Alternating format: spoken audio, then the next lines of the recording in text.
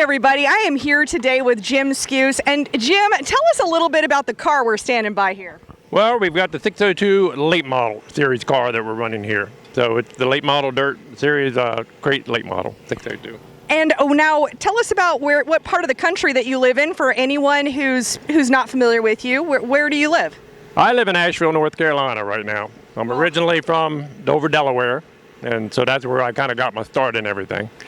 Gotcha. How long have you been racing then? Did you start racing up in Delaware?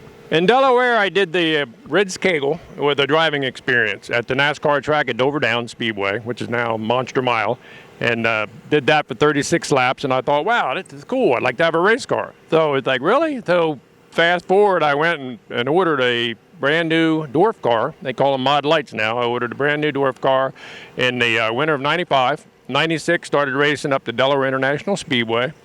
With the Rookie of the Year, my first year in the dwarf car, and then in 98 and 99, I won the Northeast Championship races in that car, and so that's how I got going in it. Yeah.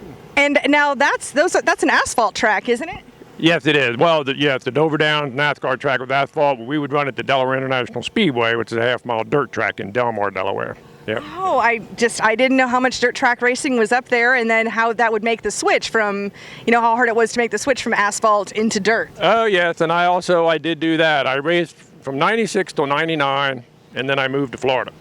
And then a fella asked me, would you like to run trucks, the Pro Challenge Series on asphalt? I'm like, I don't have any asphalt experience. So I said, well, I'll try it. So I flew up to Nashville and did some testing one day and said, yeah, we'll do it. So we ran the 2001, the 2000 series, we ran that Pro Challenge Series the whole year in 2000. In 2001, I was in a big wreck and took a wheelchair ride for almost 8 months and got out of that, and I went back and ran 2 more races in the asphalt series, and I had a 5th place finish, and then I won, and then I got out of it.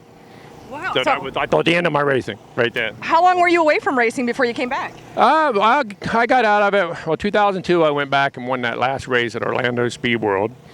And then I've been following David Smith around for the last several years, and I'd like to try to run a late model sometime.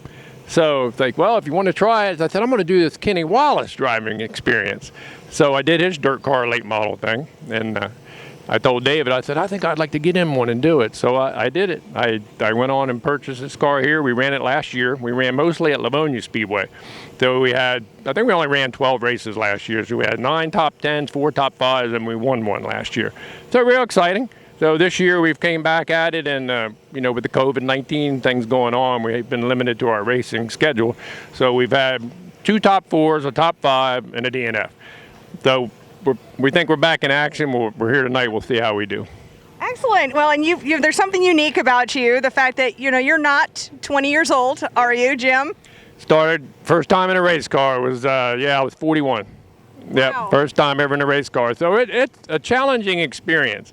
I can tell you a little bit about that. They talked me in my new race car. They said, oh, well, let's go down to the speed weeks down in Daytona and run down there, and you can get 4 nights of running. So I went down there and I did that, and they said, let him go out there and practice first. He's never been in a race car.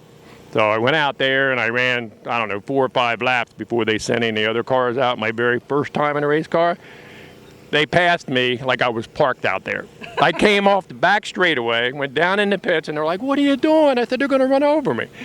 Get back out there, seat time. I'm like, what do you mean? In that seat on the racetrack, get that experience. So I did a lot of times I rented racetracks. We did rental experiences to get extra practice out on the track. So that really worked out and helped me to progress quickly.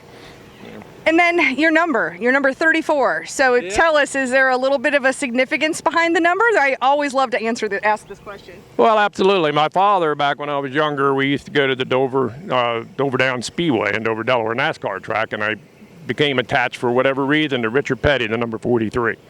So it's like, oh, I want my race car to be 34. I just switched the numbers around. But that's where it came from. I've always liked Richard Petty and followed him, so I was like, well, I'll make my car 34 instead of 40. Always interesting to hear the inspiration. Now, one last question, 2 questions for you. Who would you like to thank for the fact that you're here? Oh, well, I got to thank my family, my wife, for letting me do this as often as I do it, and my awesome sponsors. I mean, I couldn't do this. None of us could do this without our sponsors. So, we got Smith Motors, Spartanburg on here. We've got the Atrium Salon. We've got 828 Family Pizzeria, Hoosier Tires, TNT Race Cars. This is a TNT race car out of Piney Flats, Tennessee. And with all those folks help, it keeps us on the track.